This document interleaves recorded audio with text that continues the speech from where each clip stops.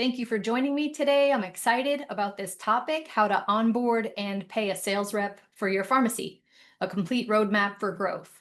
So we're going to talk about something near and dear to my heart today. You can certainly do it yourself. I always say it's not rocket science.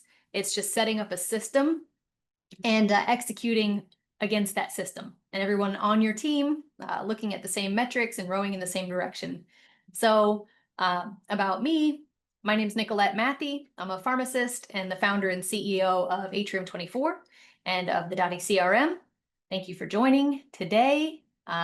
So let's just jump into it, right? Every pharmacy needs a sales rep. Now, not a lot of pharmacies have a sales rep, right? That's the reality of it.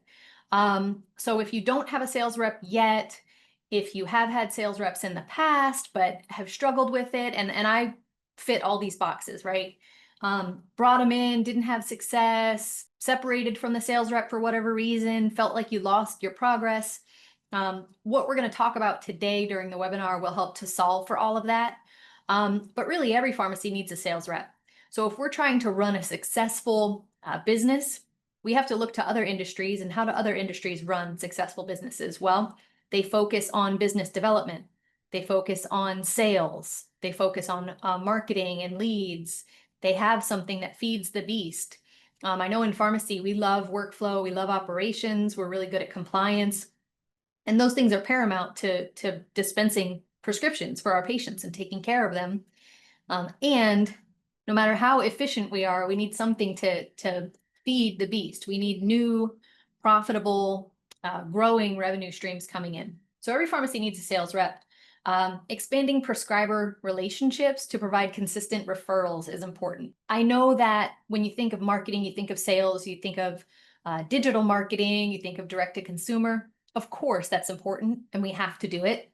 And I like to focus on your referral sources because you already have a database full of prescribers and likely they're already sending business elsewhere.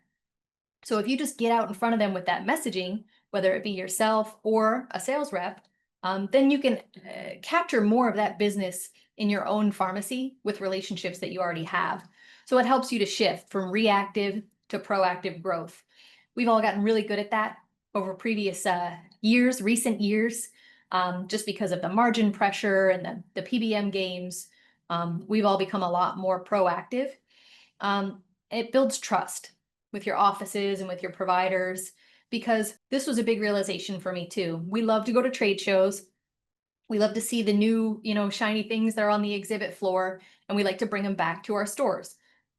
We should keep providing that innovation, and we should poll the prescribers in our area. What new shiny things are you looking at?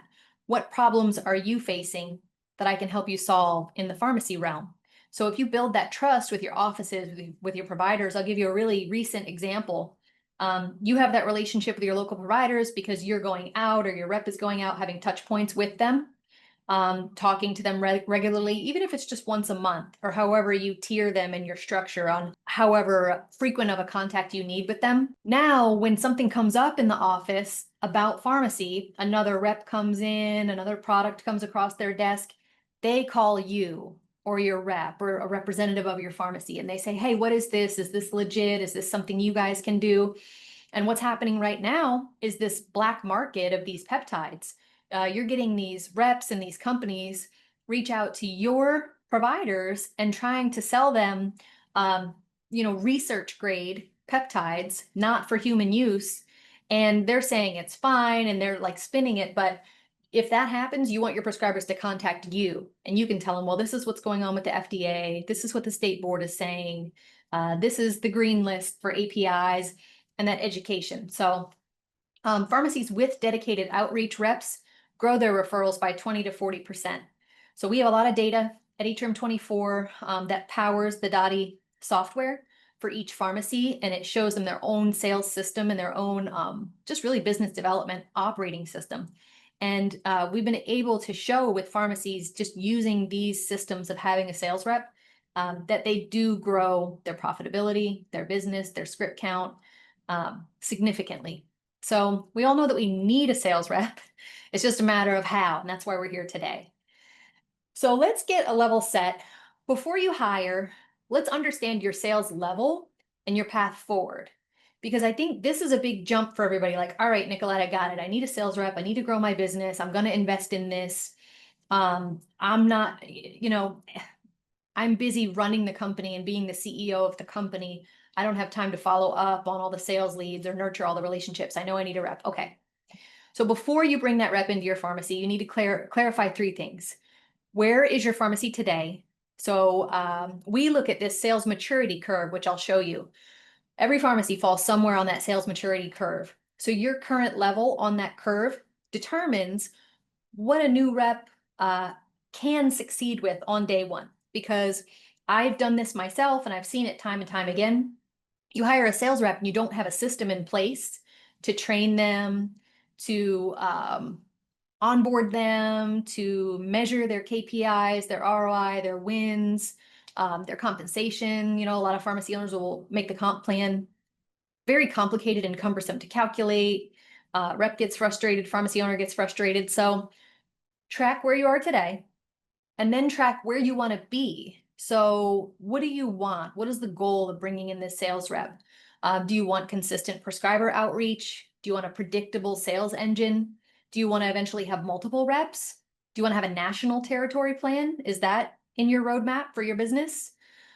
Knowing the destination that you want to get to, it helps you to hire the right person and start to build your system effectively. So what has to be built first? This is a chicken or the egg question, and it comes up a lot. Let's think about this. You go out, you hire a rep, you have a good opportunity, a connection, a friend of a friend, they have some experience, some relationships, you bring them in, you negotiate their salary, you negotiate their compensation, they get started, right? Well, if you don't have a system built, they have to build the system. And so many times pharmacy owners, they'll go in and they'll probably go in with a higher base salary than I would recommend or than I'd be comfortable with. And they don't have a system from day one on that rep to start logging their notes or looking at who their targets are or just doing a pre-call plan and analyzing the data that's been coming in. They don't have the marketing materials. They don't have all these things set. So the rep will go in and start to build all this. But then, payroll comes around quick. So after 60 days of the owner paying that rep and not feeling, and I hesitate by saying feeling because feelings are bad when you live in the world of data, right? So if you feel like the rep is not making an impact or costing you money or you're not getting a return on the investment, then you're going to be frustrated. Now, I'd love if you had data points to tell you so you don't have to feel, but let's say the rep comes in and has to build that system. You have to give them more time before they can start showing the return on their investment. The return on investment that they're giving you if they're building your sales system for you and with you is that it's something that's being built into your business that'll increase the valuation of your business should you ever want to exit. It's something that'll build that predictable sales engine. But you can't expect a return on investment in that rep in the first 60 to 90 days if they come in and there's no system built. So those are kind of like all my little caveats. And I know I told you I'd give you guys some things to look out for. So some owners will implement the foundational systems before hiring a rep. Depending on your budget, depending on your timeline, I would recommend that. Build the system first. We have a lot of pharmacies that start with Dotti before they even have a rep. That way they can understand their data, their prescribers, their opportunities. And that way when a rep comes in, they're like, okay, I know these are the 12 doctors I really want the rep to focus on.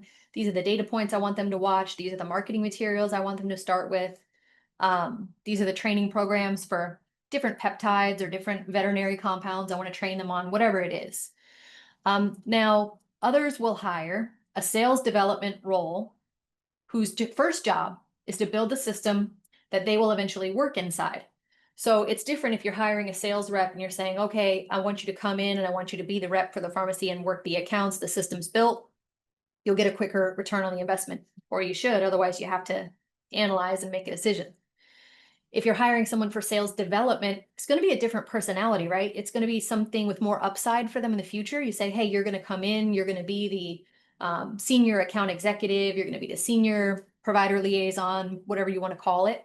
But you're going to come in, you're going to build the system. You're going to work the system. You're going to be the first rep in that system. And the goal is, because we want to go from a level 1 to a level 5, which I'll show you, the goal is we want you to hire and manage additional reps in the future. So that's a different hire.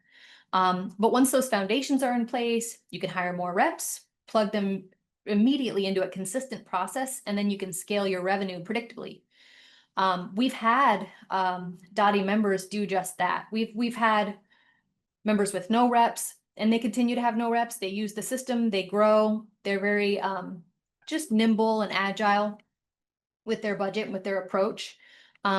We've had Dotti members that already had a rep that plugged it in, Dotti members that hired a new rep. And I've seen it multiple times. I love it when they grow their sales levels so much that now they have a system and now they have multiple reps that they've been able to stack on.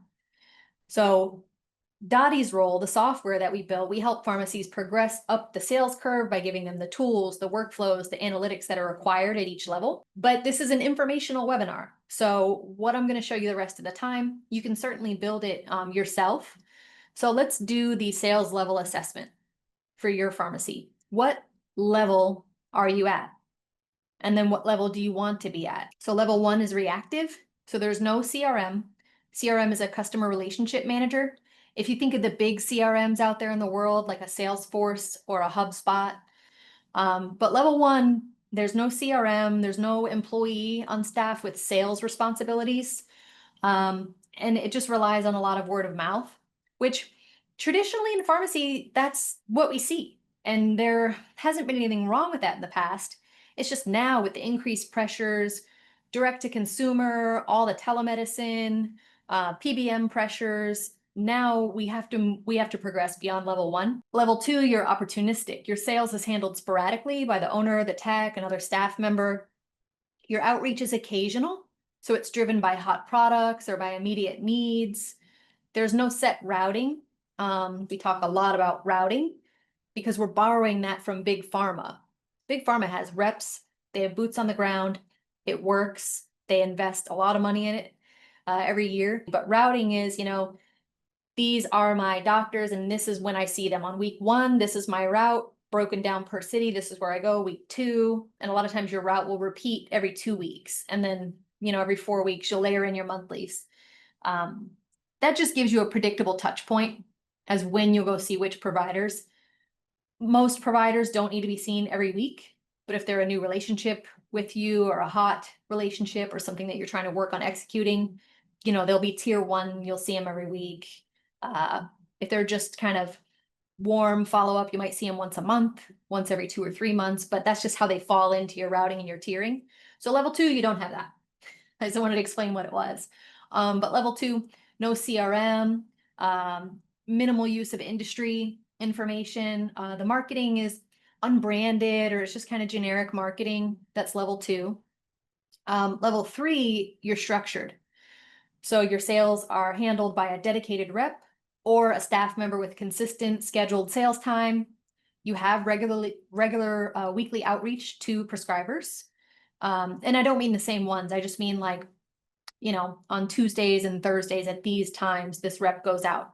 Or if you have a full-time rep, I'll show you, we have KPI sheets for that on what metrics they should be meeting every day. They're using like a Google Sheets or a basic CRM, so they are logging the notes. And if they hit the lottery, let's say, and leave to go live on a boat in Italy or something, you still have all those notes going forward, should you need to pick up that relationship. They have branded marketing that's outsourced. They use baseline industry data to identify new opportunities. You want to get even further than that. And given the tools that are available to us nowadays, level 4 strategic is, that's where most of our Dotti customers live. We do have some in the 5 as well. We're getting more and more in the 5 with incredible businesses, but level 4 is strategic. So you have dedicated sales rep or reps, or a clearly designated staff member with dedicated sales time and sales accountability. They have firm routing with frequency. And what I love about that is the whole team knows the route and the whole team knows what the rep's doing, who the rep's talking to. They can read the notes. They know when the rep's going to be going and talking to different offices. so that the team can say, ooh, we had a problem with that patient. This is what happened, just in case they bring it up, or hey, we have a new product. Make sure you talk about this doctor to it. They're going to want special pricing, or they're going to want whatever it is, right? They have targeted outreach informed by analytics. They have branded, customized marketing materials, and they have a long-term strategic growth plan in place.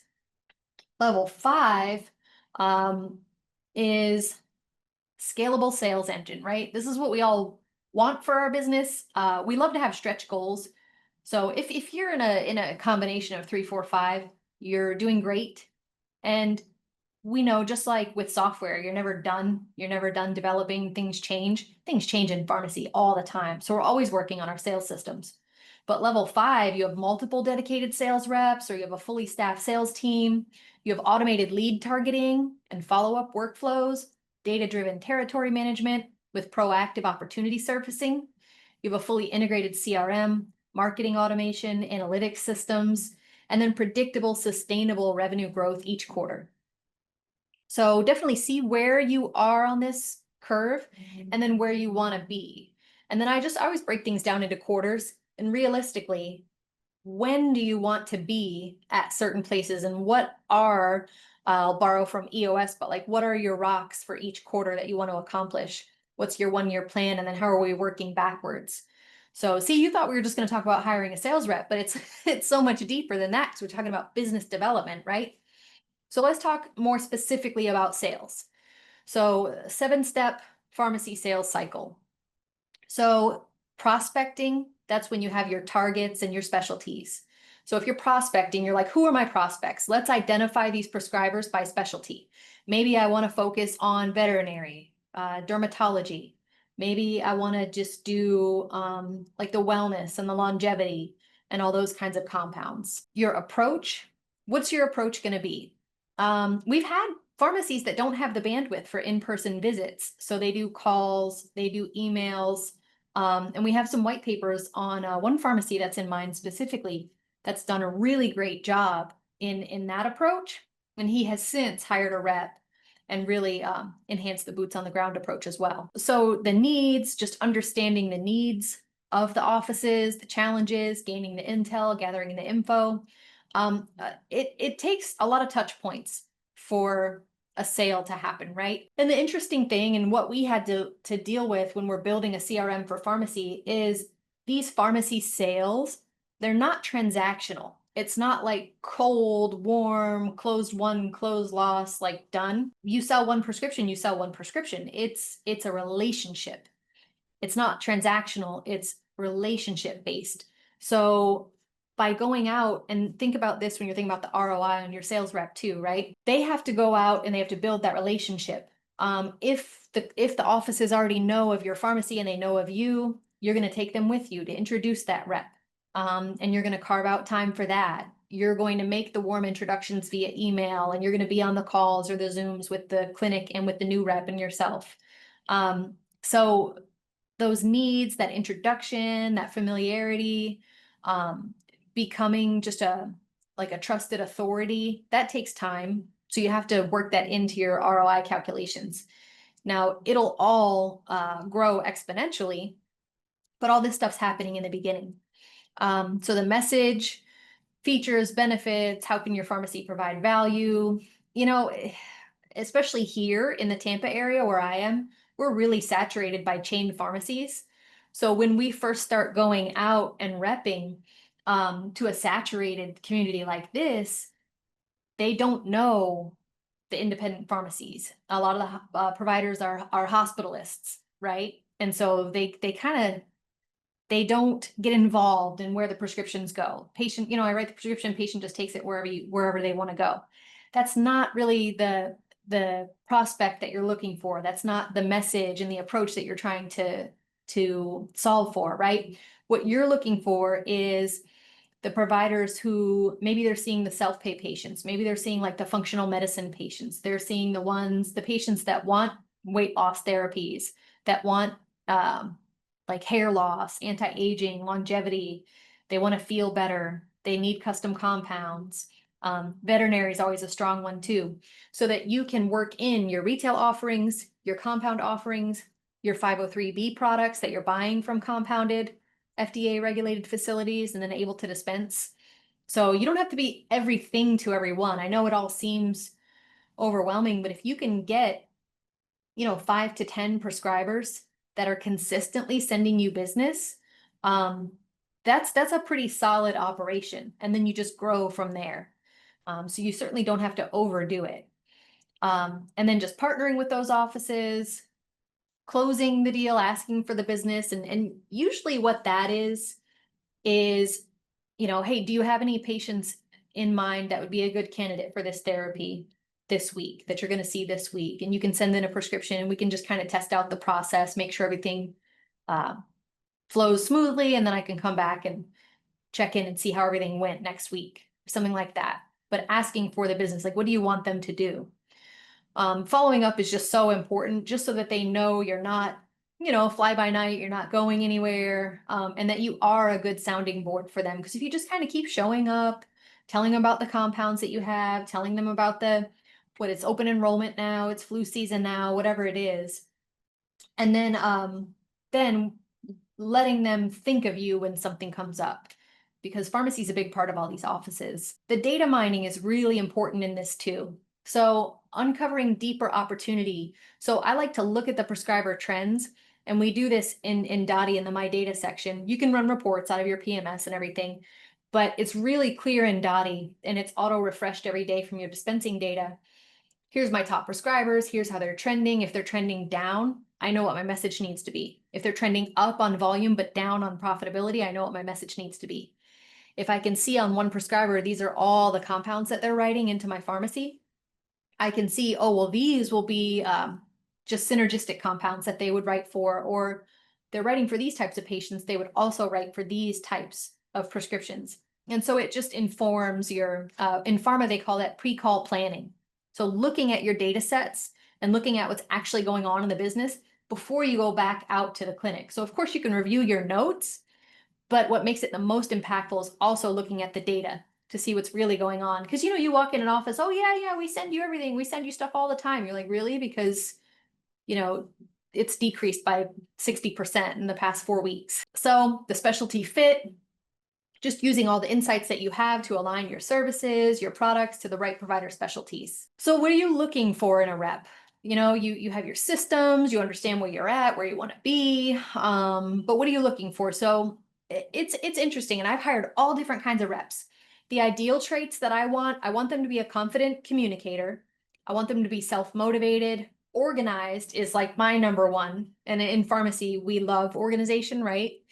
And I'll tell you why. But it's very, very, very helpful if they understand pharmacy operations. You can teach them if you find the right personality. They don't have to have a pharmacy operations background, but they are going to have to answer these questions in the offices when it comes down to logistics. But you want somebody that builds lasting relationships. I would avoid if they don't have any healthcare experience whatsoever. Again, anything's overcomeable. I don't know if that's a word, but it's if they don't have healthcare experience, it's going to be a really steep learning curve for them because there's just so much jargon. There's a lot of legality. You need to be protected. You never know what these offices are going to say and what they're going to want. So your sales team especially, and in our position agreements and our offer letters and all that, we have specific carve-outs for like anti-kickbacks and Starks and just things that the rep can be trained about and that they can sign off that they understand. But you want to avoid poor follow-up discipline and a transactional mindset. Now, when I first started hiring reps, I would go out and I would want to hire a big pharma rep, right? Or a rep with active relationships, active, in the community. They're already out there repping to offices. Over time and over the years, I've changed my mindset on that. Every opportunity, look at it as it comes across your desk. But what you're going to find, what I found a lot with those is those pharma, those active relationships, they come with a high salary, so a high base expectation. And they a lot of times come with a high ego, let's say. Not to be harsh, but they have that very like, I'm a corporate sales person, right? I'm flashy, I'm polished, I'm corporate, I'm sales. And in an independent community pharmacy, that's not what you're going for. That's not the relationship that you're going for. It's very different. It's customizable, it's approachable. It's very, if you're a compound pharmacy, we're going to research that for you. We're going to solve that problem for you. So in, I've had a lot of like instances where they'll want the high salary, they'll want, to bring in their relationships. Well, I don't really want those relationships. I want the ones that they're already working with my pharmacy and we can deepen them, or they are the ideal fit for our pharmacy. And it makes sense for our line of business, and we want to seek them out through data. So I've had the most success with reps that are lower base, and the base example I'm going to show you is on the lower side for a sales rep. You think of a big flashy sales rep, they want 6 figures base off the bat. And for a small business of an independent pharmacy, that doesn't make sense. And I'll show you why.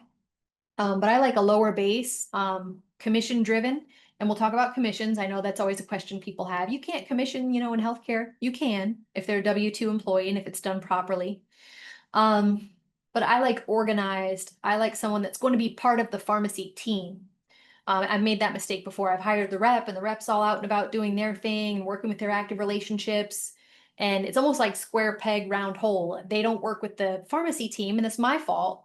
And then it's kind of butting heads. What is sales out there saying?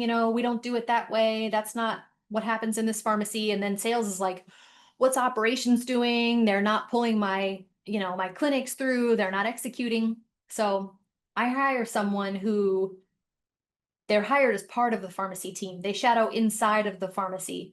They know how to answer the phones. They know how to work the cash register. They're a W-2 employee. They understand how the pharmacy workflow works. And this way, everybody's rooting for each other. Everybody's pulling for each other. When the rep goes out and closes a new clinic and new business starts coming in, the ops team is excited and everybody celebrates the win together. I've also been the bottleneck before where, I hired that rep that has active relationships and comes from pharma, and I've hired that rep, and then they're out doing their thing and I'm in the middle and I'm trying to relay. Well, now I'm the bottleneck because all the questions are coming through me. I've made that mistake, so I don't get in the way anymore. Sales, you're being hired on, you're a pharmacy employee, you're part of the pharmacy, you know how the pharmacy runs, you work with the team and you ask their questions directly to the team. You don't ask me because I'm off doing all kinds of other stuff. So let's talk about that pay structure. And this is a wildly just diverse topic, right? And the thing I want you to do is justify it. So I'll give you just different compensation models that I like. I've worked with a lot of pharmacy owners over the years and seen a lot of different comp models. We're always tweaking ours. We have just a freebie that we're going to send you on a comp model breakdown, but let's talk about this one. So if you hire that I just talked about, they're organized, even if they're a little green, that's fine, but they work very well in a team. They work very well with like relationships, and they will follow your structure. So we'll start them with a base pay of $4,000 a month. What's that, 48K a year? They can get 20% of the gross profit growth above 10K per month in increase. And almost everything that I'm saying here has an asterisk because I know you have questions, and I'll get in and explain them best I can. We also have to know their expenses. So many times it's like, oh, we'll hire the rep. They want this base salary. Okay, fine. We'll give them this percent of commissions and we're off to the races. Well, have you thought about, how you're going to do mileage or car allowance or a phone or a lunch budget or a print budget, things like that. What's our break even? And then where is that profit zone? And knowing our product mix, how many prescriptions per month increase is that? Like, is this realistic? So anytime I think of a structure, any kind of pay structure for anything, I love a good spreadsheet. So I always model it out, and I'll show you what that looks like. So let's look on the left here, this breakdown, sales rep compensation breakdown. So their compensation is, and inside of Dotti, guys, we have an offer letter that breaks this down. And then we have a position agreement that breaks it down even further. Let me just give you one little caveat here too. Pharmacy owners are really detailed, right? And it's in our nature to be overly detailed in the comp plan and to say, okay, this is exactly how everything's going to be structured. You want to give the rep so much information because we're very transparent, heart-driven people, right? So we're like, here's all the information, here's the formulas, here's exactly how I'm going to calculate everything. Listen, it doesn't always work out that way. It's not a clear picture on pharmacy profitability and pharmacy revenue, and the numbers don't match up ever, which drives us nuts, right? The numbers that are in the pharmacy management system are not the numbers that are in the QuickBooks, in the financial reports, and there's a lag, especially if you're dealing with insurance and PBMs, audits, DIR fees have gotten better, but still, rebates, true cost of goods, that's on the retail side. Now on the compounding side, it's not, how are we factoring in our gross profit? What are we looking at for labor? What are we looking at for consumables? It can get very, very, very granular. And we understand it running the pharmacy sometimes, right? But the rep is not going to understand it. And I've seen it play out, and I don't want this to happen to you. I don't want you to do this. I've seen it play out where the owner tries to give so much information and so much spreadsheets and so much education. Let me teach you how the business runs and all this. And then the rep and the owner don't agree on the compensation. They don't agree. It's just, so you know what? You own the business. The compensation is what you say it is at the end of the day. You don't have to justify, you don't have to show spreadsheets, you don't have to show calculations, they don't have to check your math. I'm not trying to be harsh, it's just I've seen this happen and it's a mess, and it will emotionally wear you out and drain a lot of your time. So what I'd rather you do is, and it's in the position agreement that we have too, it's a discretionary bonus. It's a discretionary bonus. And there's a lot of, we can't see around the corner. There's a lot of factors that will impact the discretionary bonus. It's a discretionary bonus. I've read so many contracts from big pharma, from small manufacturing companies, from multi-state, 25 plus rep pharmacy organizations. And I think that's the best way for us to approach it, is a discretionary bonus. Now, we're not going to try to screw anybody out of a bonus, right? You want to incentivize them. You want to reward them. Hey, if they're growing, I'm happy. But I'm not going to argue with you over a spreadsheet. I'm not going to argue with you over, a couple $100 here or there on the bonus, because that's too granular. It's not big picture enough. So I just want to give you guys that caveat too. I have seen it over the years, let me tell you. So for our purposes, and as we're trying to structure this, I'll go into all this detail and all these things, but I would highly caution you not to share all of the, behind the scenes of how all this is made with the rep. Not that you're trying to conceal, it's just, hey, this is a discretionary bonus and it's, 20% off the gross profit. There's a lot that goes into the cost to make a prescription, you can imagine. So sales rep comp, you have a base pay, you have a bonus, which is your total compensation, your W-2 plus your bonus. You can annualize that compensation. You have to just be mindful of your rep expenses, and then the analysis. So I always show in my model, like, hey, here's how you get to 6 figures. Here's how you get to 100 grand. If you're bringing in, X thousand a month in increased profitability, then you're at 6 figures. Reps always want to know, how do I get to 100K plus? And especially if you're going to start them at 48K base, you have to show them the path. Well, this is, I don't expect you to stay at the base. If they bulk really hard at a 48K base, are you not confident that you can make the sales? This is a sales position. This is a hungry position. So I say that on one side. And then on the other side, let's be devil's advocate too. Have you modeled out how they can get to 6 figures with your business, with your numbers? Do you think it's possible?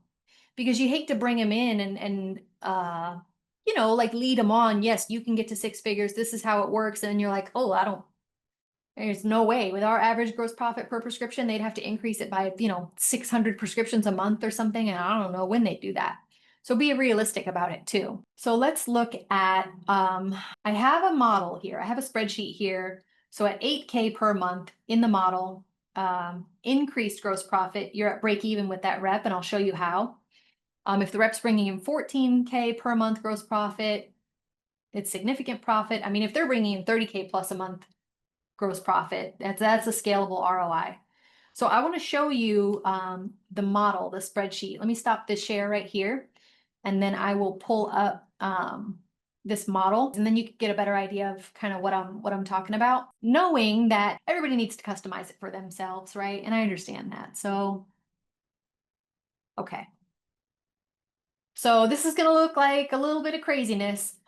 It's just a model that I developed. And I like it, but you get comfortable with your own spreadsheets. So monthly gross profit increase, okay?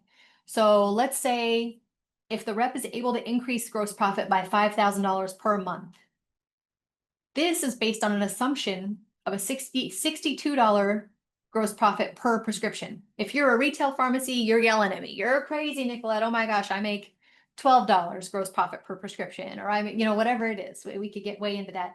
This is assuming a compound, and this is based on a lot of different compounding pharmacies, gross profits that I work with. And all this gross profit is total paid minus cost of good equals gross profit. So I'm not taking out delivery fees. I'm not taking out consumables. I'm not taking out labor. I'm not factoring in rebates. I'm not doing any of that. So if you can be that granular, more power to you. But just for this exercise, that's what this means. You can certainly add in more columns, and sometimes you'll add in a certain percent, like I'm going to take out 7% for this. I'm going to take out 10% for this of the gross profit. But again, remember how I told you that's for you. That's for your math. I wouldn't share all that math with the rep. I would just explain to them what goes into the cost, and that's where you're leaving it. So monthly increase, $5,000 per month. If you divide that out by $62 per script, that's an increase of 81 prescriptions per month. Let's talk about that. Nicolette, is this just for new prescriptions? Is this for refills? What about, is this for active prescribers that have already been sending me business? Best way I've been able to look at it, and that other pharmacies do as well, is it's for new and refills, because remember, these are relationships.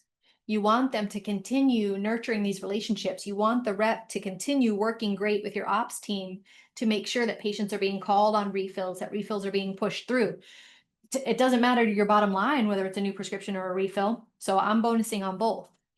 Now, if you have a prescriber that's already sending you business and you bring a rep in, do you want the rep to go visit that doctor? Absolutely. Absolutely. You never want to gatekeep and keep anything away from your rep. Again, Nicolette's opinions 101, but what you can do is establish a baseline. You can look at that data of, how many prescriptions, how much profitability, how much top line has this provider sent us over the past 12 months, 18 months, and create an average baseline. And then now, again, this will make your calculations a little tougher, but if the rep can increase off that baseline at all, that's what they're getting bonused on. So that's been successful for a lot of pharmacies too. So then I just do, okay, well then the W-2 paid to the rep is 4K per month, 20% rep bonus. But remember I said 20% rep bonus only once they're bringing in 10K a month or more in profitability. Why? Well, if we scroll over here and look at the numbers, if I'm bonusing before they're bringing in 10K a month, I'm losing money at the pharmacy, and you don't want to do that. So the bonus doesn't kick in right away. So they get a base salary right away, but they don't get a bonus. Now let's go down here. When they start bringing in 10K per month on the monthly GP increase, then it's 4,000 plus 20% of that 10,000, which is 2,000 a month. So now they're getting 6,000 a month. Annualized, that's 72,000. Rep expenses. So for you to know how much money the pharmacy is making and if this model makes sense, you need to know what it's going to cost you. So I highlighted this in blue because down here we have a little sidebar about the expenses. What expenses, and you can get more granular with this too. I put some things here, you can insert your own expenses, but rep taxes, I always just do like 1% of their annual per month. It's not really that much. It's like 0.6 or 0.7, and it depends on your state. too, right, in your state employment taxes, but it's like 7.65 of annual, right? So be as granular as you want, but remember, don't share this. Just this is for your own math. So you have taxes, you have a lunch budget, 400 a month. It depends, and have a process about lunches. Make sure they have a credit card. I've used Easy Cater in the past for lunches. I love that platform, but have a print materials budget. I always just do monthly and then I annualize it. Health insurance, are you going to provide that? What other things, 401k, now you could do a car allowance and a phone, or you could do mileage. So I just do like the federal rate times 300 miles a week. Are you rural? Are you city? It's going to matter how many miles they're driving. So if you do want to use this model, you would just change this formula because I just put 1 mile in here times 70 cents times 4 weeks. So you would just fix that. I did put a $450 car allowance in here. We have a lot of descriptions and everything inside Dotti too about what your policies and procedures are going to be on cars and mileage, because I get a lot of question there. One of the apps that I love for tracking mileage for your sales rep, it's called Mile IQ. I've used a lot of different ones. I've hated a lot of different ones. I would definitely check with your payroll provider and see if they have any apps that are integrated for mileage. Mile IQ is so straightforward, simple. I love the reporting. I would recommend Mile IQ. So anyway, you get all your monthly rep expenses there. And then it just comes down to 2209 right here. So make sure when you're calculating, like, how am I gonna bonus these reps? What are my expenses? So then what are the total monthly pharmacy expenses? Well, it's it's these things, right? It's your W-2 plus your bonus plus your expenses for that rep. So these are your monthly expenses. So then what's the monthly increase profit for the pharmacy? What is the annual pharmacy expense? Annual pharmacy increase profit and all these. So if you are going to like have a meeting and share this with the rep, again, I wouldn't give them all the formulas and all the shit things and all the sheets. But if you were going to give it to the rep, you could just kind of like take out some of these things that talk about the pharmacy's profitability and just focus on the rep's profitability. But that's just one example of how to work a compensation structure model. Everybody's going to do it different. If you have like different thoughts on the model or different ways that you've done it, I'd love to hear it. We're always learning and adapting. And this is like Atrium X, our conference. This topic came up a lot last year and we had a breakout session on it. But I always love to hear, how have you approached it? What have you done that works really well?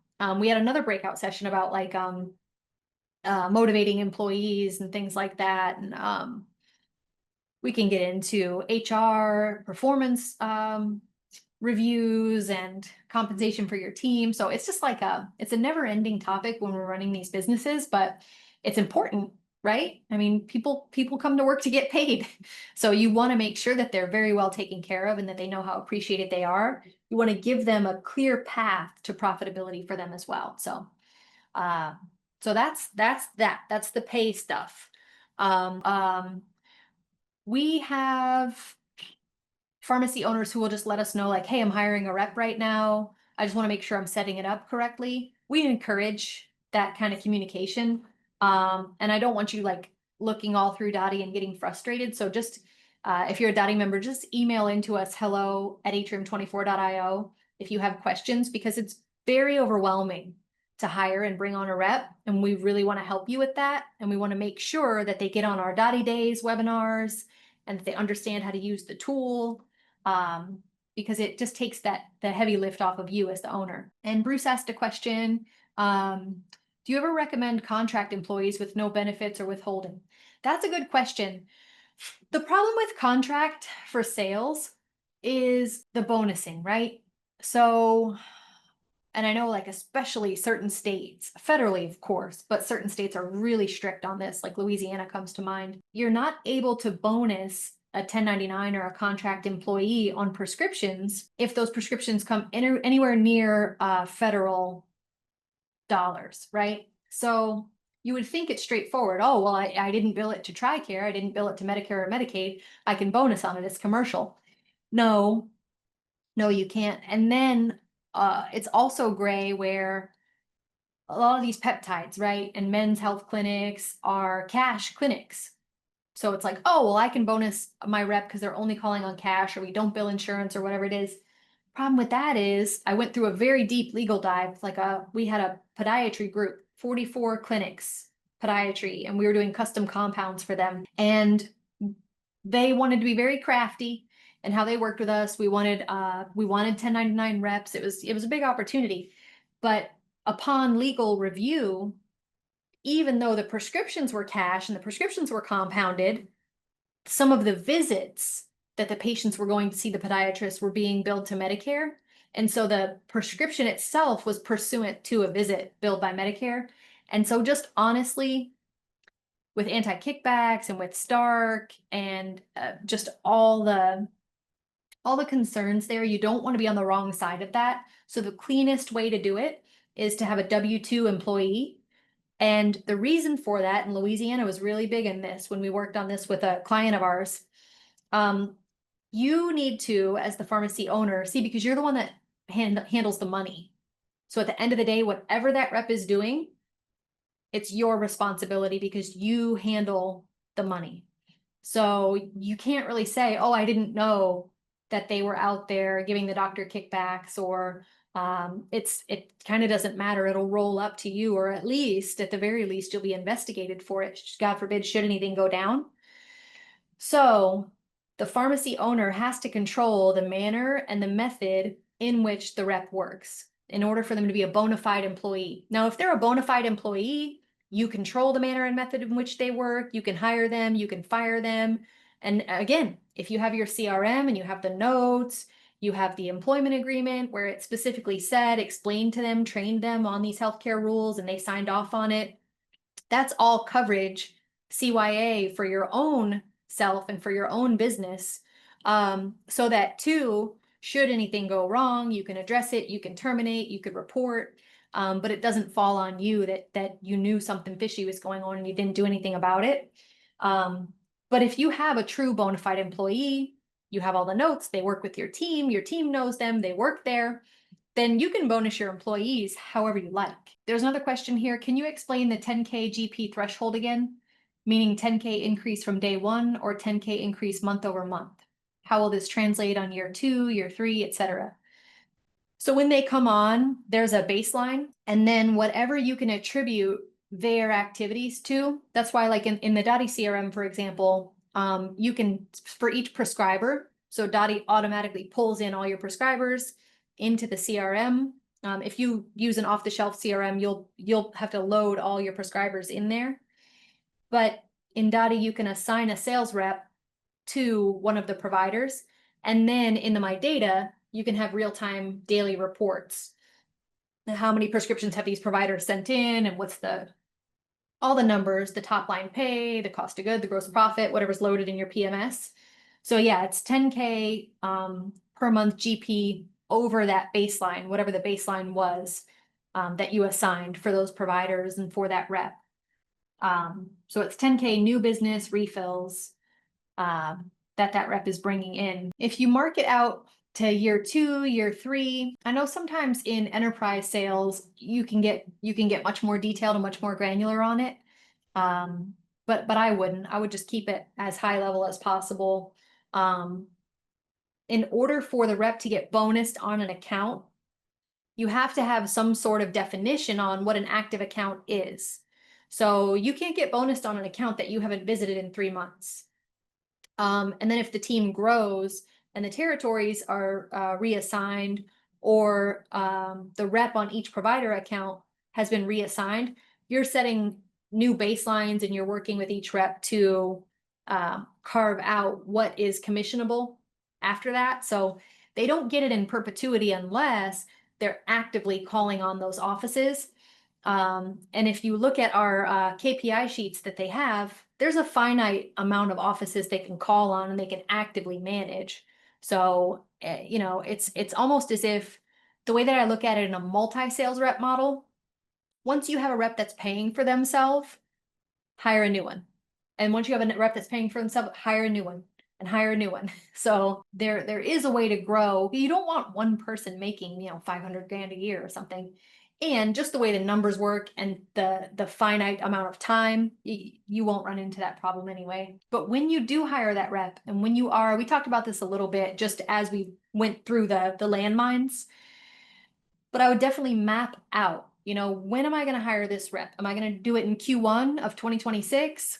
Well, then let me work backwards. How much time do I need to hire and interview and onboard? And what does the schedule look like? And then once they're on, what does their onboarding plan look like? So week 1 and 2, we're doing ride-alongs, we're doing shadowing. Week 3 and 4, we're going to map their healthcare provider territory. We're going to tier their targets. Week 5 through 8, we're going to begin the outreach. We're going to track their daily calls. In Dotti on the dashboard, it shows you on the bottom your active CRM activity. So you as the owner can log in every day and just see, oh, okay, here's the 6 clinics they visited yesterday. Let me click into one of them, read the notes, look at the data. Everything's cooking, or what's going on here? Why didn't they log any notes, or why are the numbers down? And then just a weekly check-in, route optimization. And it's important for the sales rep to know. Remember I talked about like those flashy sales reps, and they come in and I'm not going to log all my notes in that system. I'm not going to, that temperament is really what you don't want, because they don't want you to micromanage, right? They don't want you to be all in their business or know where they are every minute, or that's not the kind of rep that we're having. You're in their business not because you're micromanaging, it's because maybe it's the system. If something's not working, if we're looking at the weekly check-ins and the numbers aren't really picking up and the traction's not really there, it may not be the person, right? Because it takes a lot of touch points, takes a lot of time to change habits of offices, to infiltrate and get to know who's who past the gatekeeper and how that office runs and how you can solve their problems. It takes time. But you should be regularly documenting notes and getting in there and having strategy. But having those weekly check-ins, like the sales huddle, Monday mornings is a good time because you can't really pop into clinics on Monday mornings. And then optimizing the route. Hey, maybe it's the system that needs tweaking. Maybe it's our marketing materials. Maybe it's how we are approaching these prescribers. Maybe we've prospected, wrong. It's not the person. So you want to be a team. And then a question came in, do you have a model where the bonus system is based on new prescription only, and then you can bonus them off the number of scripts rather than the dollar amount? You could. I'm trying to think of how you would do that and I'm trying to think if there's any legal ramifications with that. And I'm trying to think if reps would try to game that system, because you don't want low value prescriptions coming in, and you can't take number of prescriptions to the bank. You want profitability. You could, from a pure data play, you can just pull in the number of prescriptions and you can have, is it new, is it refill, and you can bonus off there. I've not seen anybody do it that way though, to be honest. I've seen everybody do it based off profitability. But you could, like they say in software, anything's possible. So what are we measuring and why? New and refills. How many meetings are you having per day? If you have a full-time rep, we have it in these KPI sheets, and you want them having 6 to 10 meetings per day. Something too, it doesn't count if they just pop into an office that has a bunch of providers and then, oh, that's my 6 meetings. I met with 6 providers. No, you're going to 6 different offices per day with 6 different addresses, and you're logging the notes for each address. You have your top 10 prescribers each month. Is that number, are the top 10 prescribers changing? Are we nurturing them? What's going on? We have our SMART goals. And, if we're not measuring it, we can't coach, we can't tweak, we can't make it better, right? Full-time rep, they're seeing 6 to 10 offices per day. And there's a lot of different metrics on here too. Again, you can get as granular as you want with it. So common mistakes pharmacies make: hiring too fast without a structure, no onboarding, no accountability, vague performance expectations. I always say unspoken expectations are never met, right? So you want to be very clear, this is the system, this is what we're doing, this is what we expect, this is what success looks like. And my door is open. If you're having any challenges or facing any roadblocks, I'm here, because we can help on the pharmacy team. We want to be one cohesive team and to help this system evolve together. paying commissions out without tracking ROI. We've seen all kinds of fun stuff. I've done all kinds of fun stuff over the years. And so every time, in business, you get smarter. You're like, well, I won't do it that way again. That was a painful lesson to learn, right? So inside of Dotti, you can track, you can measure, you can grow. If you haven't taken a look at Dotti in a while, I encourage you to. You can log your rep calls, your visits, your outcomes. You can track KPIs with report filters that you can save, and your data is automatically refreshed in Dotti every morning. So every day you can go in and without having to run a bunch of reports, you can just see in dashboards what is going on in your business. Visualize your ROI in one place, and all the tools to manage your rep are in Dotti. When you download, we have 300 plus marketing materials, and it's on the most profitable items and niches in pharmacy today. And when you download them out of Dotti, Dotti automatically adds your pharmacy's branding and contact information on the sheets. So your rep, you can literally sign up for Dotti today, and your rep can watch the Sales and Marketing 101 training course.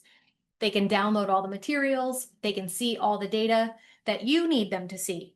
Reps in Dotti can only see the data for the prescribers they're tagged to, not to your entire business.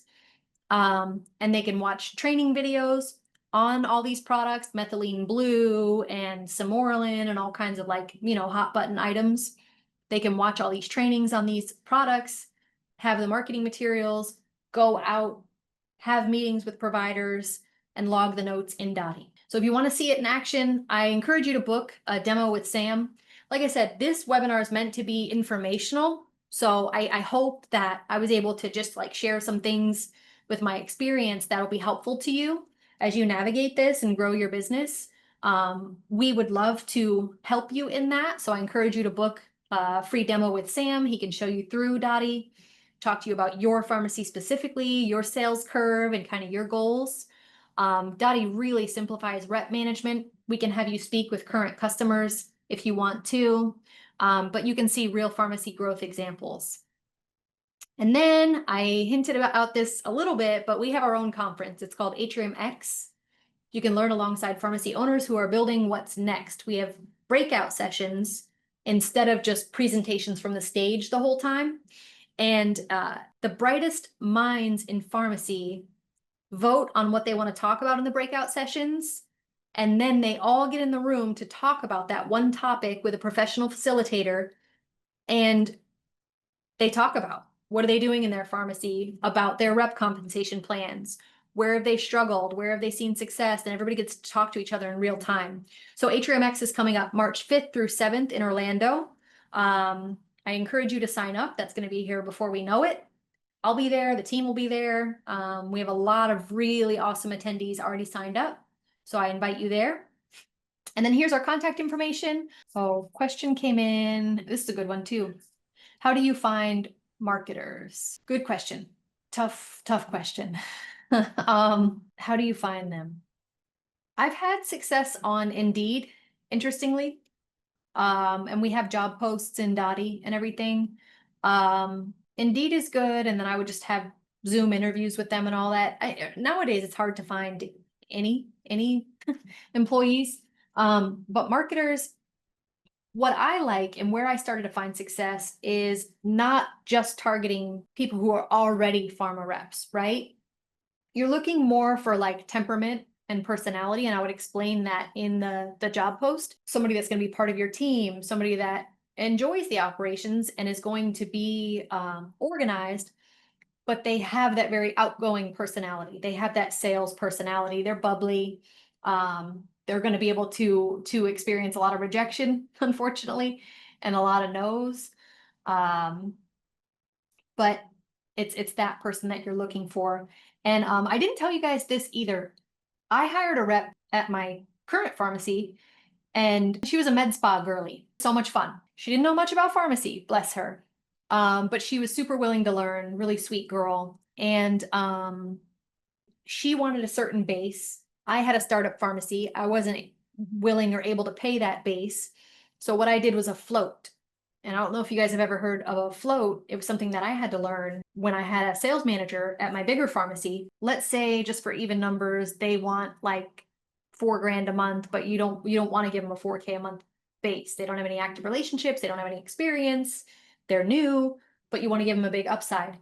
You can give them a float where you say, okay, we'll pay you 4K a month because that's what you need for your bills, but your base pay is actually 3K a month.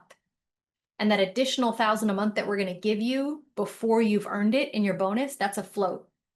So that 1,000 a month float, whenever you do get to the point where you start earning a bonus, we're going to take out what we've paid you in float. So this way it's more stable for you. You get the base that you need to pay your bills and to be able to work and know that your bills are paid. But when it comes time for bonus for more than that, 4K, we're going to recoup the float first. And I do have, for the Dotti members too, I do have some spreadsheet examples that have floats built in. That makes the spreadsheet a little more fun. And so I didn't want to put it on this webinar for everybody, but to find a marketer, they might need more money. You might have to talk about a float. Find them on Indeed. I've not had success on Facebook. I've looked on there. I've had a lot of success with just like word of mouth too. And just letting them know what you're looking for, because you don't need somebody with pharmacy experience. You just need somebody with those temperaments and qualities. People who have worked in doctor's offices before are really great too, in case, because they understand healthcare a bit. They understand professionalism and how to talk to patients and just like how the world works a little bit.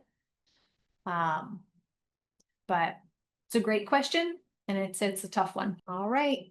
Well, I love it. I love the engagement. I love the questions. I love the feedback. I appreciate you guys so much. If you have any more questions, pop them in to hello@atrium24.io. We're here to help. Thank you so much. Talk to you guys soon.